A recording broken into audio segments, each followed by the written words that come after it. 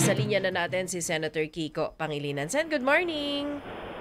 Yes, good morning, Cheska and Angelo, sa lahat ng mga nakikinig sa radyo natin. Magandang Ayan. umaga. Kamusta po kayo, Sen? At nasaan kayo ngayon this week after ba ng Holy Week break? Pero teka, nakapag-break ka ba muna?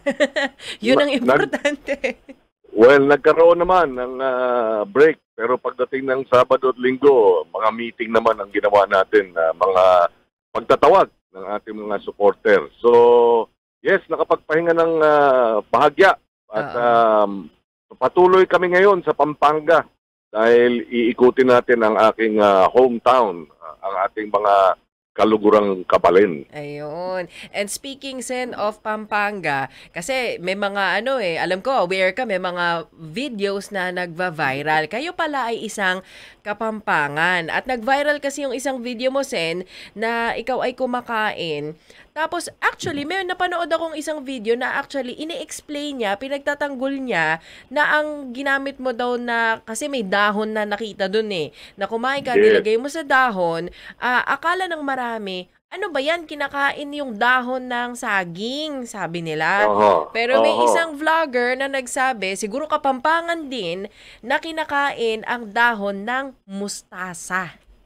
Yes.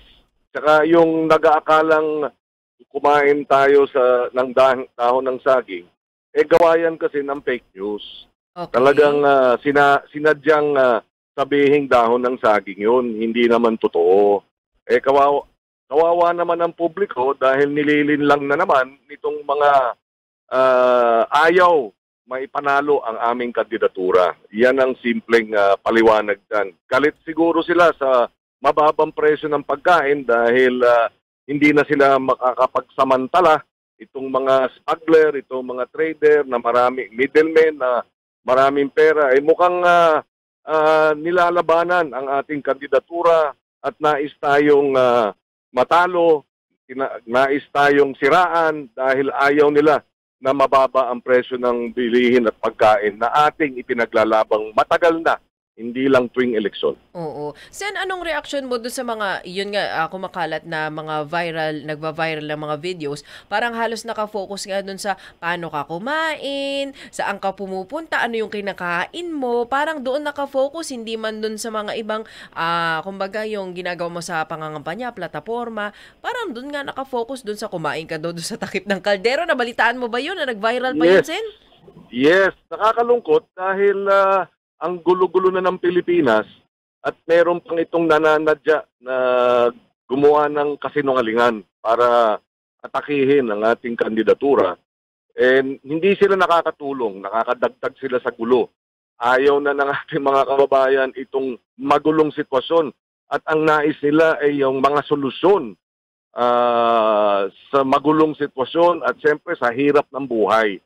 Kaya yan po, yamo silang gawin yung kalokohan at paninira nila.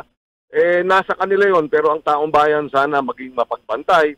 At tayo naman, tutuloy lang natin yung ating kampanyang ipababa ang presyo ng bilihin. Nagawa na natin ito nung tayo ang Food Security Secretary. Kung maalala ninyo, 500 to 1,000 pesos noon.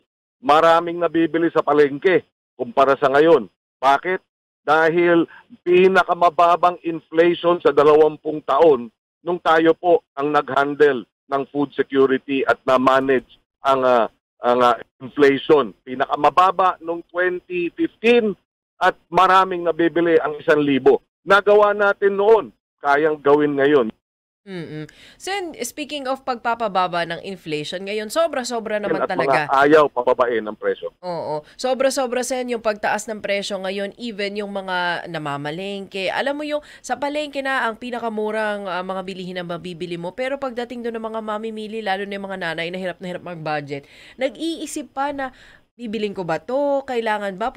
Pwede bang hindi muna ako gumamit ng ganitong ingredient? Kasi mahal ngayon. Para dun sa mga tumatakbo ngayon, halos lahat nagsasabi papababain, Sen, di ba? Yung presyo ng bilihin, presyo ng pagkain. Pero kayo, sabi nyo, nagawa nyo na. Nagawa nyo na yan nun. Ano yung konkreto? Ano yung malinaw na hakbang para mapababa? Kasi marami nagsasabi dyan, pag nanalo ako, mapapababa ko ang presyo ng mga bilihin. Pero ang tanong, paano? Unang-una, nagawa na natin. Bakit? Paano? Nilabanan natin itong mga mapagsamantalang trader. Hindi tayo pumayag sa smuggling. Hindi tayo pumayag sa tongpats. Nagkumpiska tayo ng halos kalahating bilyong pisong halaga ng bigas na hinohoard at na-smuggle sa loob lamang ng 2 buwan. Pagkaupo natin, sinampahan natin ng kaso ang ilang mga opisyal ng NFA sa 6 na rehiyon, Luzon, Visayas, Mindanao. Suspendin natin at binlacklist itong mga trader na nagsasamantala. Sa loob ng 1 taon, napababa ang presyo ng bigas ng hanggang 3 piso. Kayang pababain, kinakailangan lang labanan yung mga nagsasamantala. Sampahan ng kaso ang mga ito at siyempre, kinakailangan paramihin yung supply ng bigas, yung mga nag-hoard. Pagka nakumpiskas kasi ng yung bigas, matatakot na yung mga yan, ilalabas nila. Doon bababa ang presyo at hindi tayo pumayag sa overprice, tongpat, 7 billion pesos na import na halaga, nakatipid tayo. Ganon ang paraan para mapababa ang presyo ng bigas. Nung nakarang election, Sen, natatandaan natin, may mga sumuporta sa'yo na grupo ng mga magsasaka. May mga videos ka din na ipinapakita doon. Naging emotional ka pa, di ba? Sa pagsuporta ng mga magsasaka natin. Ngayon, parang mas malala yung problema doon sa importasyon ng bigas at yung mga local farmers natin ay nalulugi. May mga unfortunate news pa tayong nabalitaan na dahil sa pagkalugi, kumbaga may mga pumanaw pa, 'di ba? Hindi maganda yung mga nababalitaan natin yun. Ano yung reaction mo dito, Sen? Well, dapat talagang isulong ang suporta sa farmers at fisherfolk para mapababa ang presyo ng bilihin ng pagkain at mabigyan ng magandang ani at supply ng pagkain at sa merkado. Pag maganda ang suporta sa magsasaka at mangingisda, dadami ang ani, dadami ang huli. Sabi ko nga, isa pang panukala na nais natin isulong itong libreng almusal mula kinder hanggang grade 12. Bakit mahalaga sa magsasaka at mangingisda ito? Dahil ang panukala na yan, dapat hanggang kalahati ng ihahain sa libreng almusal sa pampublikong paaralan, bilhin direkta sa magsasaka at mangingisda. Sariwa, hindi ba? Masustansya. At siyempre, pag mayroong libreng almusal ang ating mga anak, sila ay magiging busog, hindi gutom, matututo ng mas maayos at hindi na tutuloy-tuloy na at matatapos ang pag-aaral nila. Yan ang libreng almusal, suportado ang ating mga anak, ang gastusin para sa ating mga magulang at dagdag na kita para sa ating magsasaka at mangingisda. Libreng almusal. Oo.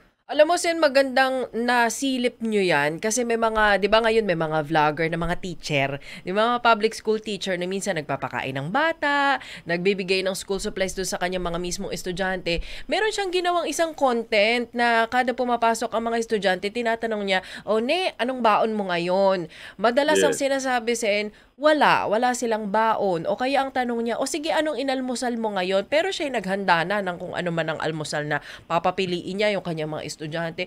Alam mo, nakakalungkot kasi ang daming nagsasabi wala na silang baon, hindi pa sila nag-almusal, ang layo pa ng nilakad nun papuntang eskwelahan.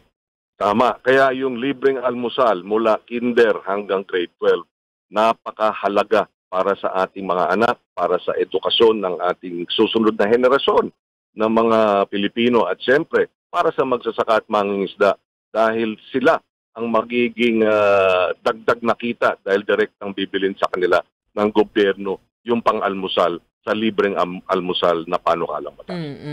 Mahigit 2 linggo bago ang halalan, Sen. Anong nais mong sabihin sa mga nakikinig nakatutok sa atin sa buong Pilipinas, mahigit 100 na mga istasyon ng radyo natin nationwide? Ano pong mensahe ninyo? Well, siyempre, alam mo, naisip ko kasi itong April 28 ay 29th wedding anniversary na namin ni Sharon. O, di ba? Pwede bang maki-Sharon dyan, Sen? April 28. Sabi ko, naalala ko tuloy, nililigawan ko siya, sinusuyo ko siya para makuha ang kanyang matamis na oo. Ganun din.